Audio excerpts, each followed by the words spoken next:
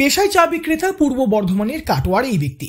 তবে চা বিক্রেতা হলেও বিভিন্ন সময় তিনি অন্যের জন্য বাজি রাখেন নিজের জীবন। পূর্ব বর্ধমানের কাটোয়া শহরের 10 নম্বর ওয়ার্ডের কাশীগঞ্জ ঘাট এলাকার বাসিন্দা রাজু সরকার। কাটোয়া শহরের শ্মশান পেরিয়ে একদম ভাগীরথীর কিনারায় রয়েছে তার ছোট্ট চায়ের দোকান। শহরের অধিকাংশ মানুষ তাকে রাজুদা নামেই চেনেন। তাছাড়া রাজুর চায়েরও একটা আলাদা খ্যাতি রয়েছে শহরে। রাজুর চায়ের দোকানে সকাল বিকাল ভিড় জমান বহু মানুষ।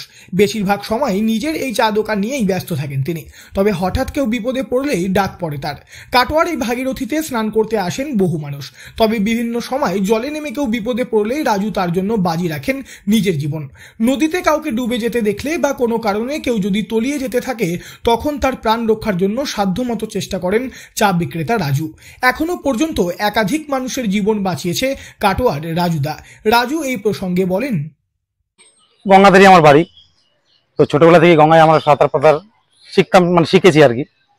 তো আমার চায়ের দোকান, এখানে মরা পাটি হোক কি কোনো লোক গঙ্গায় স্নান করতে আসুক, পুজো পার্বণে যখনই হোক, যদি স্নান করতে নামে, যদি অনেক লোকই থাকে তো দেখার জন্য, যদি কেউ চান করতে তলিয়ে যায় তো আমি, এবং কি ম্যাক্সিমাম লোক জানে যে এখানে রাজুদা আছে, যেহেতু লোকাল ছেলেবেলে সব, তো দোকানে ছুটে গিয়ে আমাকে জিজ্ঞাসা করে যে রাজুদা গঙ্গায় একজনা পড়ে গেল কি দুজনা পড়ে গেল, তো আমার যথারীতি আমি ছুটে যাই।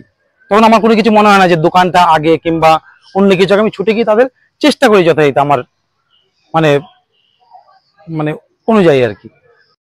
রাজুদার কথায় অন্যকে জলে ডুবে যেতে দেখলে তখন তার নিজের জীবনের কথা মাথায় থাকে না। তারও যে বিপদ ঘটতে পারে সেসব নিয়ে কোনো চিন্তাই নেই। পরিবারের লোকেরাও তাকে অনেকবার সচেতন করেছেন।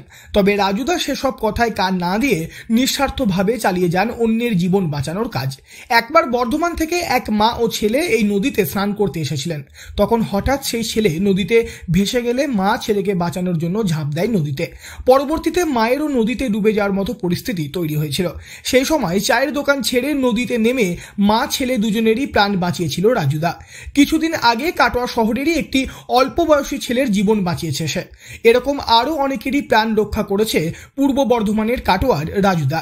তবে কিছু স্থানীয় মানুষ ছাড়া এখনো অনেকেই জানেন না কাটোয়ার রাজুর এই মহৎ কাজের কথা।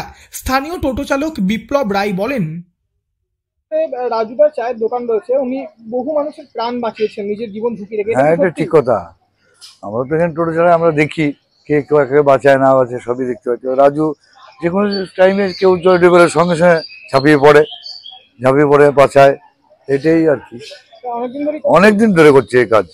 কি বলবেন, এই যে কাজটা উনি ব্যক্তিগত উদ্যোগে করছেন কতটা ভালো করছেন? আশা করি ভালোই হচ্ছে, এটা খারাপ কিছু নয়, কিন্তু সমাজের উপকার করাই হচ্ছে। আপনাদের ভালো লাগে? অবশ্যই ভালো লাগে। রাজু জানিয়েছেন তিনি আগামী দিনেও এই ধরনের কাজ চালিয়ে যাবেন। তবে তিনি মোটা দড়ি এবং একটা লাইফ জ্যাকেটের জন্য সাহায্যের আবেদন জানিয়েছেন। এই সামান্য কিছু জিনিস তার কাছে থাকলে উদ্ধার কার্যে অনেকটাই সাহায্য হবে তার।